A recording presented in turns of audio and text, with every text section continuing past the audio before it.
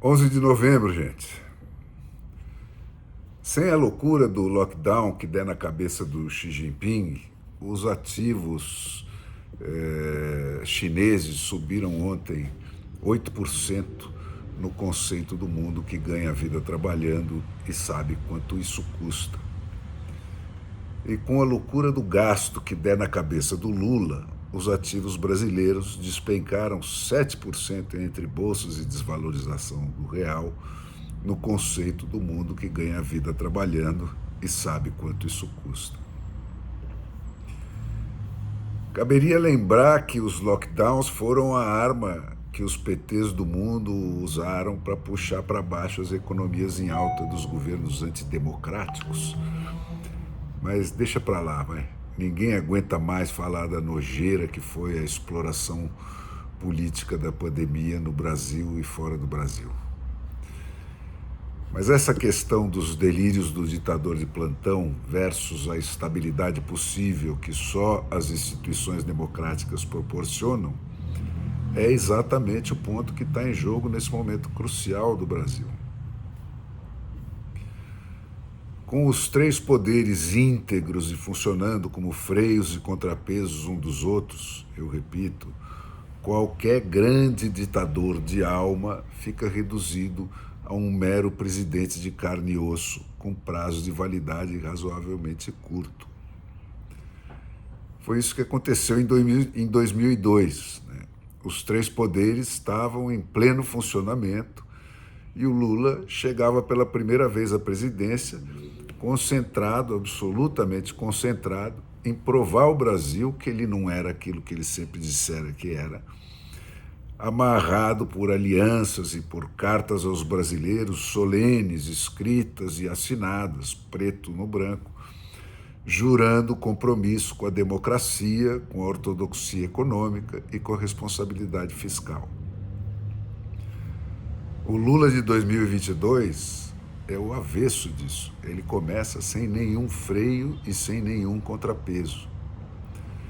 Os três poderes que definem a democracia foram violentamente desmontados pelos atos monocráticos, e começando por aquele que, num passe de mágica que não enganou ninguém, né, transformou ele próprio de corrupto condenado em candidato à presidência. Esse mesmo STF mantém desde então o judiciário, tanto o judiciário quanto o Congresso Nacional, eleito pelo povo, em estado de sítio e sob chantagem explícita. Ele tem processos contra N senadores, né, o poder que tem a prerrogativa de coibir os seus atos de abuso do poder, né, para serem julgados, e não julga nunca, para deixar esse pessoal pendurado por um fio de cabelo. Né. E isso não acontece por acaso. Né. A receita de confundir as instituições da democracia com a perversão do modus operandi da Suprema Corte, até que seja tarde demais para reagir, foi formulada e prescrita pelo Foro de São Paulo, a entidade fundada pelo Lula e pelo Fidel Castro para reconstituir, entre aspas, para reconstituir na América Latina o que foi perdido na Europa do Leste com a queda do Muro de Berlim. E isso com o propósito específico e várias vezes reiterado por personagens diversos da farsa atualmente encenada no Brasil, para transformar simples vitórias eleitorais em tomadas definitivas do poder. Lembrem bem, Zé Dirceu, Luiz Roberto Barroso, uma eleição não se ganha, se toma. Né? O poder não se ganha, se toma. E tudo isso, gente, só para lembrar, vem em cima daquelas revelações das ações concretas dos 3 governos e meio do lulismo para tornar essa reconstrução da cortina de ferro na América do Sul, com os bilhões desviados do BNDES para ditaduras como as de Cuba, da Venezuela, da Nicarágua e outras. É isso. Bom, mas agora Inês é morta, né? Deixar os desmandos do STF correrem a distância que correram vai custar ao Brasil viver os próximos 4 anos à beira de um ataque de nervos, sempre sob a sombra de uma presidência ilegítima. É possível que 60 milhões de brasileiros tenham mesmo votado no Lula absolutamente no escuro quanto a projetos para qualquer das áreas do seu futuro governo, como a gente está vendo agora nessa montagem do governo? Nada, eles não têm plano para nada. Será que 60 milhões de brasileiros votaram no Lula acreditando só nas suas picanhas regadas a cerveja? Bom, possível é, mas nós nunca vamos saber se isso de fato aconteceu. É o que nos confirmou, com todos os devidos cuidados, né, o documento técnico que as Forças Armadas divulgaram na quarta-feira passada, identificando agora com todo o linimento científico aquilo que o Brasil inteiro já sabia. Que as nossas máquinas de votar são inseguras, como todas as ferramentas de informática. 2, que a implantação das defesas possíveis contra essa insegurança foi dolosa, e eu repito, dolosa e repetidamente impedida. 3, que sem essas defesas é impossível saber concretamente se as votações processadas por essas máquinas são ou não isentas de fraude. Diante da repercussão controvertida e, como tudo mais, outra vez desonestamente distorsiva com que os cuidados das Forças Armadas com a retórica usada nesse documento técnico foram recebidas, né, onde os malfeitores de sempre tentaram vender ao público que o documento nega a verdade que ele afirma, né, as Forças Armadas se sentiram compelidas a voltar ao tema hoje.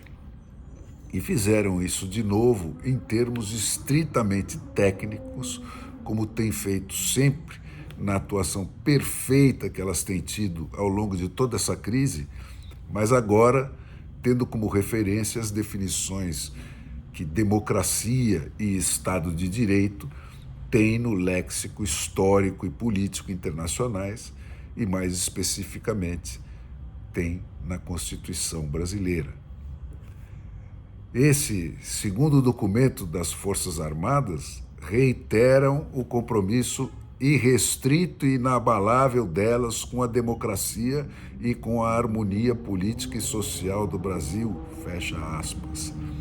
E reafirma, que quem estabelece os deveres e os direitos à livre manifestação do pensamento, à liberdade de reunião e à liberdade de locomoção no território nacional é a Constituição Federal e ninguém mais. 2, que não constitui crime a manifestação crítica aos poderes constitucionais, nem a atividade jornalística ou a reivindicação de direitos e garantias constitucionais por meio de passeatas, de reuniões, de greves, de aglomerações ou de qualquer outra forma de manifestação política com propósitos sociais. 3, que a solução para o presente impasse é o restabelecimento do Estado Democrático de Direito nos termos da Constituição Federal e não nos do Alexandre de Moraes. 4, que as Forças Armadas requerem do Congresso a imediata atenção a todas as demandas legais e ilegítimas da população, bem como a estrita observância das atribuições e dos limites das suas competências nos termos da Constituição Federal e da legislação, e não nos do Alexandre de Moraes. Gente, desde o meu primeiro dia nesse programa Pingos nos Is, da Jovem Pan, eu tenho repetido que as justas manifestações que se seguiram à proclamação da eleição do Lula pelo Brasil afora têm sido feitas no endereço errado e que só do Congresso Nacional, o poder eleito, pode vir uma solução razoável para esse impasse.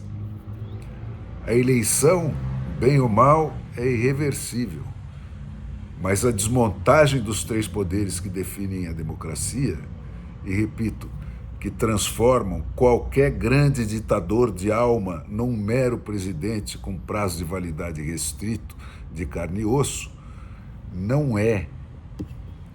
Assim, todos os brasileiros que estão justamente preocupados com a democracia, né, eu conclamo, agora junto com as Forças Armadas da República Federativa do Brasil, que se desloquem imediatamente para as portas do Congresso Nacional e não arredem pé de lá enquanto ele não entregar aquilo que ele foi eleito para entregar, qual seja o Estado democrático de direito reconstituído pelo restabelecimento dos poderes do Legislativo de legislar, do Judiciário de julgar e do Ministério Público de autorizar julgamentos com a plena vigência de todas as liberdades e defesas do cidadão constantes na Declaração Universal dos Direitos Humanos, violentadas por esse policial que se arvorou em ditador no Supremo Tribunal Federal.